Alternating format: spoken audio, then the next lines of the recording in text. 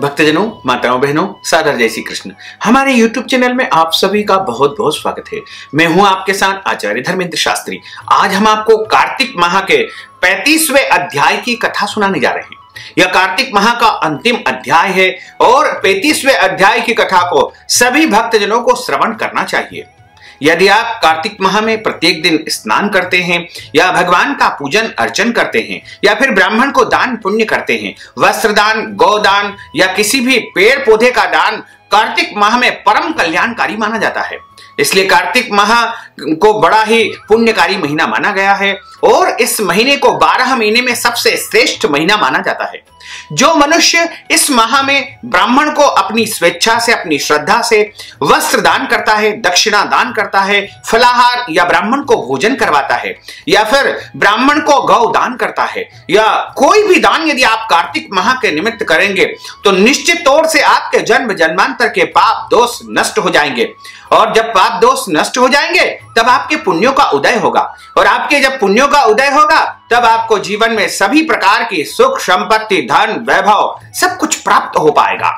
तो इसलिए आप कार्तिक माह के निमित्त अपनी श्रद्धा और भक्ति के साथ आप दान पुण्य अवश्य करें। यदि आप हमको कार्तिक माह का कोई भी दान पुण्य करना चाहते हैं तो आप अपना नाम गोत्र बता करके और हमारे पेटीएम के माध्यम से, गूगल पे के माध्यम से, फोन पे के माध्यम से या फिर अकाउंट नंबर के माध्यम से दान राशि हम तक पहुंचा करके कार्तिक माह का पुण्य फल अवश्य ही प्राप्त कर सकते हैं। अब हम आपको कार्तिक माह के 35वें अध्याय की कथा सुनाने जा रहे हैं।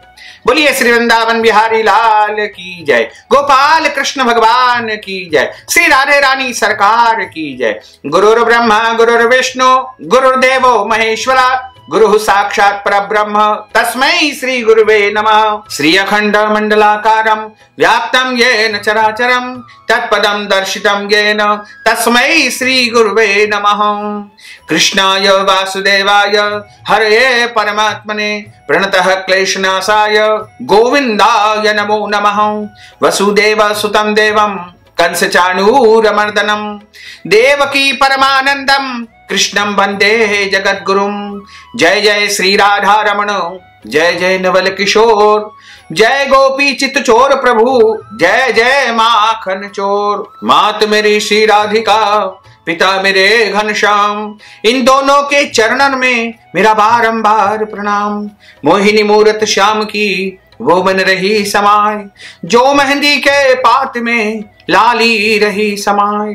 धन यौवन एक दिन उड़ जाएंगे जैसे उड़े कपूर, मन मूरख तू राम भज क्यों चाटे जगधूर। राम कृष्ण दो एक है अंतर नहीं निमेष, इनके नयन गंभीर है उनके चपल विशेष। बोलिए श्री वृंदावन बिहारी लाल की जय, गोपाल कृष्ण भगवान की जय। अनुपम कथा कार्तिक होती है संपन्न, इसको पढ़ने से श्री हरि हो जाते प्रसन्न।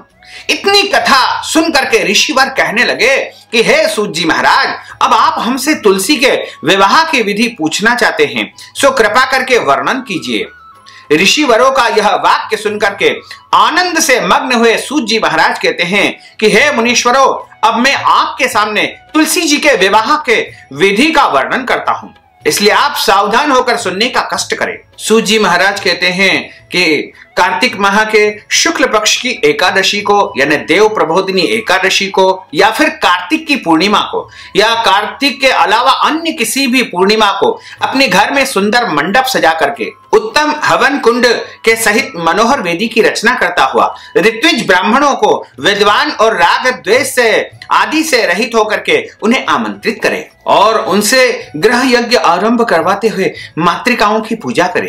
हे मुनीश्वरों, ऋत्विजों के उपस्थित हो जाने पर पहले नांदीमुख श्राद्ध करें, तत्पश्चात भगवान के शालिग्राम बनाकर उनका विधि विधान से पूजन सामग्री से पूजा करके तुलसी को समर्पण करें। इस प्रकार विवाह विधि से तुलसी जी का पानी ग्रहण करने के बाद विधि पूर्वक हवन करें। इसके बाद सपत्नीक यजमान, भाई, बंधु और सेवकों के साथ चारों ऋत्विजों के सहित विष्णु भगवान की प्रेम प्रदक्षिणा करता हुआ शांति पाठ और मंगल गाजे बाजे के साथ में तुलसी जी का भगवान के साथ में विवाह करें। हे मुनीश्वरों, ऐसा हो जाने के बाद यजमान को गोदान और शय्यादान भी करना चाहिए। ऋत्विजों को दक्षिणा देकर के विप्र भोज और जाति भोज करवाना चाहिए। यह सुनकर के सूत जी महाराज कहने लगे कि हे मुनीश्वरों, इस प्रकार जो मनुष्य श्रद्धा भक्ति युक्त होकर के सत्य, शांति और संतोष को धारण करता है, विष्णु भगवान को तुलसी दल समर्पण करता है, वह समस्त पापों से रहित होकर के संसार के सुखों को प्राप्त करता है और अंत में विष्णु लोक को प्राप्त कर लेता है। इसमें कोई संशय नहीं है। हे मुनीश्वरों, जिस प्रकार तुलसी जी के विवाह की विधि बताई है, उसी प्रकार आंवला, शमी और पीपल के विवाह की विधि भी समझना चाहिए। यानी इन वृक्षों का भी आप विवाह संपन्न कर सकते हैं। बोलिए श्री वृंदावन बिहारी लाल की जय, गोपाल कृष्ण भगवान की जय। यहाँ कार्तिक माह के 35वें अध्याय की कथा का समापन होता है। कार्तिक की संपूर्ण कथाओं का यहाँ पर समापन होता है। अच्युतम केशवम राम नारायणम कृष्ण दामोदरम वासुदेवम हरे श्रीधरम माधवम गोपिका वल्लभम श्री जानकी नायकम श्री रामचंद्रम भजे जानकी मनोहरम सर्वलोक नायकम श्री शंकरादिसेवितम पुण्य नाम कीर्तनम श्री राम राम राम राम राम नाम तायकम राम कृष्ण वासुदेवा भक्ति मुक्तिदायकम राम कृष्ण वासुदेवा भक्ति मुक्तिदायकम राम कृष्ण वासुदेवा भक्ति मुक्तिदायकम राम कृष्ण वासुदेवा भक्ति मुक्तिदायकम। बोलिए गिरिराज धरण की जय, श्री वल्लभाधीश की जय, श्री गुसाई जी महाराज की जय, श्री राधे रानी सरकार की जय, श्री द्वारकाधीश भगवान की जय, श्री यमुने महारानी की जय, श्री गुसाई जी महाराज की जय। धर्म की जय हो, अधर्म का नाश हो, प्राणियों में सद्भावना हो, विश्व का कल्याण हो, सनातन धर्म की जय हो, गौ माता की जय हो, नगर बस्ती की जय हो, आज के आनंद की जय हो, कल के आनंद की जय हो, परसों के आनंद की जय हो, बरसों बरसों के आनंद की जय हो। ओम नमः पार्वती पते हर हर महादेव हर। कुल 35 अध्याय हमने आपको सुनाए हैं। हमारे द्वारा कथा के दौरान किसी भी प्रकार की कोई त्रुटि हो गई हो तो हमें अबोध जान करके प्रभु क्षमा करे तथा सभी भक्तजन भी हमें क्षमा कर दे और इस कथा के द्वारा जो आपको ज्ञान प्राप्त हुआ है उसको अपने जीवन में उतार करके अपने जीवन को सार्थक बनाने का प्रयास करें तथा जीवन में अच्छे कर्म करते हुए आप सभी आगे बढ़े, उन्नति करें, प्रगति करें, आप सभी स्वस्थ रहें, व्यस्त रहें और मस्त रहें।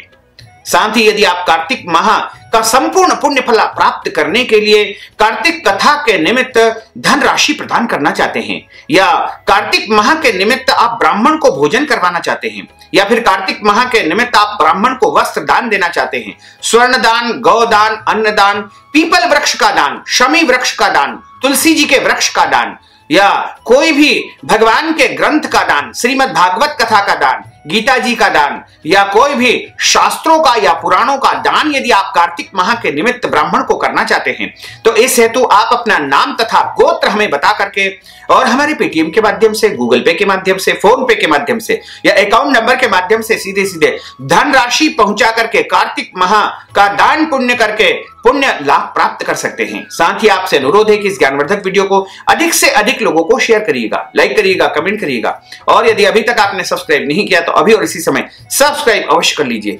आपको और आपके पूरे परिवार को सादर जय श्री कृष्ण, सादर धन्यवाद।